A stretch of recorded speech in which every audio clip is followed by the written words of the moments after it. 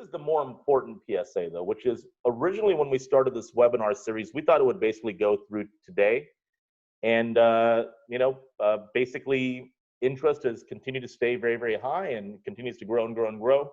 So we've extended the webinar through the end of June at a minimum. And we would really like to remind you that for some reason, Zoom does not update your calendar automatically for the new episodes of the webinar, basically next week and the week after and the week after.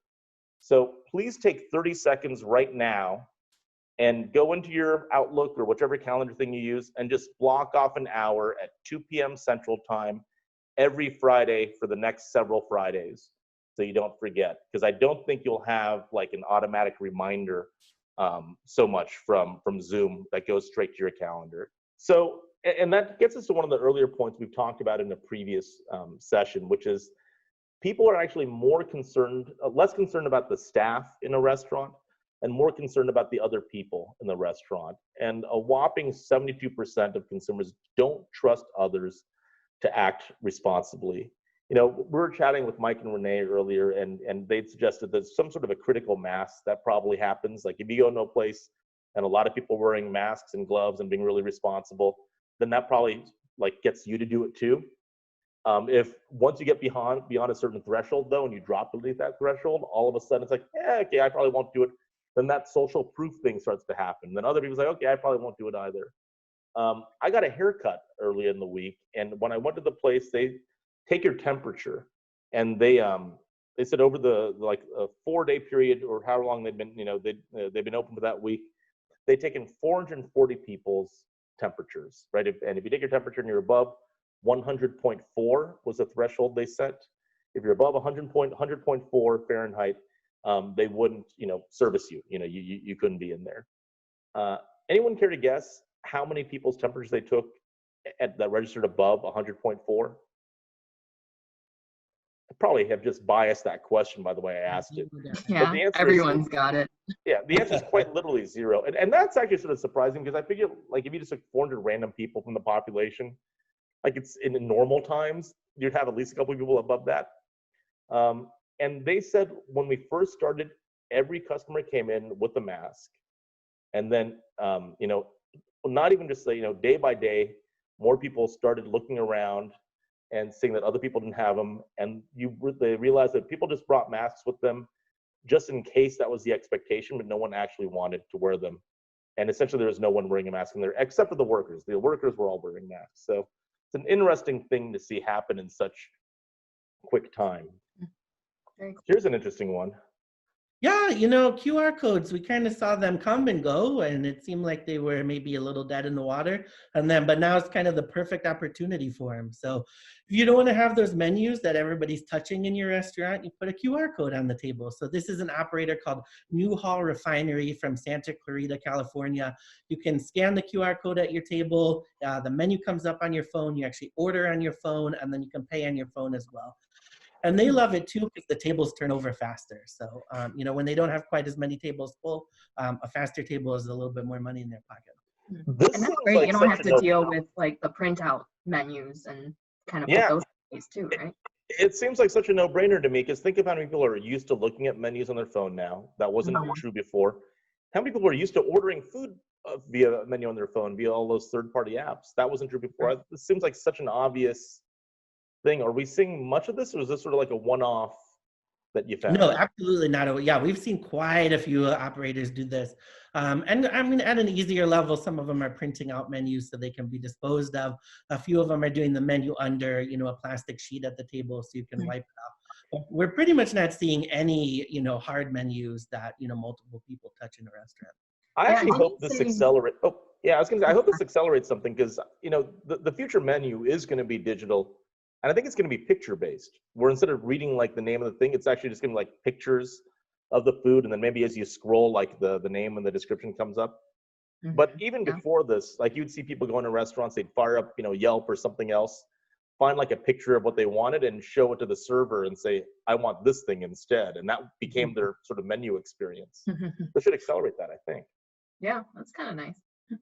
for the past 2 years. So this picture is pre-COVID, but it just kind of shows you. I think this is going to be our al fresco summer across the country. I mean, you just hear so many cities saying we're going to move stuff outdoors. We're going to allow operators to take over the streets. You know, a couple cities now are opening up their container laws, so you can walk around with an open container. I know we've heard of a few who are actually going to open the parks for pop-up restaurants. So some of the chefs can come in and do a pop-up restaurant. But to be clear, this particular picture is not, this is pre-COVID, this picture. This is just an inspiration for what things may look like. Yeah.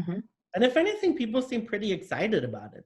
You know, we keep hearing things like, oh, it feels European.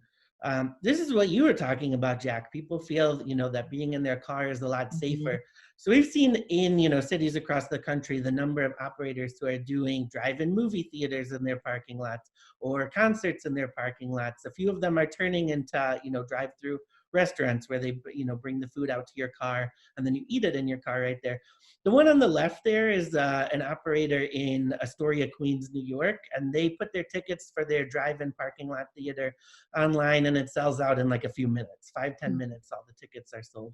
And then that's actually a menu on the right side there from, it's a movie theater in Atlanta, and they are doing movies now in the parking lot, and all of the operators nearby have turned into the concession stands for them. You can get, that's a special menu just for the drive-in. That sounds like pretty good movie food. Yeah, that sounds awesome. Really good movie food. Yeah, and that's great to kind of help out the restaurants around them too. Yeah. And I know the operators were saying it's, you know, they're trying to figure out what they should, you know, offer now. A few of them are like, we're ordering popcorn now because we have to order, you know, popcorn for consumers. This is a fun one. I think a few people have seen this, and I know a few states are doing this with their state fairs, but this was actually a carnival operator that decided that they would do a taste of the fair to go. And so they said it's the 4 or 5 main food groups that you get from a carnival: pizza, cotton candy, donut burgers, funnel cakes, and fried Oreos. And you drive through, you pick those up. It's been so popular that they're now 7 days a week. They have a line of cars waiting to get in, and people are on their Facebook page asking them to make it permanent. So now I can get a giant turkey leg whenever I want? Yeah. That is You can awesome. eat it in your car. I mean, that is pretty cool. I mean, why not? Drive through. That seems like a hard thing to eat in your car. Like, I don't know if you put like sauce or something on there. Well, usually you're walking around, I feel, at the fair, so that's even I would hard. feel very paleo walking around with my giant turkey leg in hand. A Viking. We're going to see a lot of this stuff too, maybe become permanent, you know? People love some of these ideas. And at a time when people can't travel, anything that's kind of fun and interesting and get them out of their house is exciting to them. Yeah. And let's take a look around the world while we're at it as well. Just a little more down the road. Yeah. So these are just little PVC partitions at a shabu shabu place in Bangkok. We definitely have a lag here. I feel like I gotta sing during it. Yeah. This is outdoor dining in Oslo. And this was all over the internet as well. This is greenhouse dining in Amsterdam, and then they also have that huge plank that they're serving food on. So a good way to social distance and not get too close to the customers too. And you can see he's got that like face mask on too, that face shield. I would personally love this. This is cool.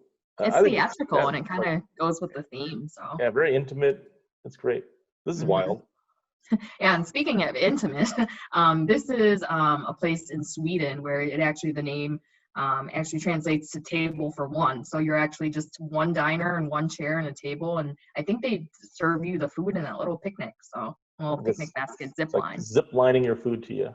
Yeah. So I thought we'd wrap up with some of the wackier things that we're seeing as we head into the weekend. So, and these are all real. So let's look at some of the wacky stuff. Take it away. Yeah. And I think, somebody just mentioned this earlier too in the chat. A lot of people have seen this, but this is an operator in Baltimore that developed these social distancing inner tubes that you get a little table around you and it keeps people far apart from each other. Is it a game too, like you drink and you bump into each other and try to score points? Or It's like bumper cars, yeah. That is awesome. It's kind of cool. This is in Germany. I think this went all around the interwebs too.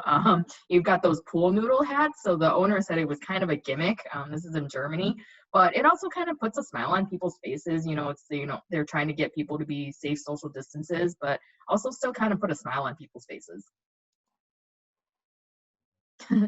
This is in Australia, so there's a lot of places that are doing these cardboard cutouts of people at the tables. But this was also cool because they said they were planning to play human chatter, like guest chatter, on the speakerphones too, instead of music, just to lighten things up, and also so that you don't feel like too lonely when you're in a half capacity or less restaurant.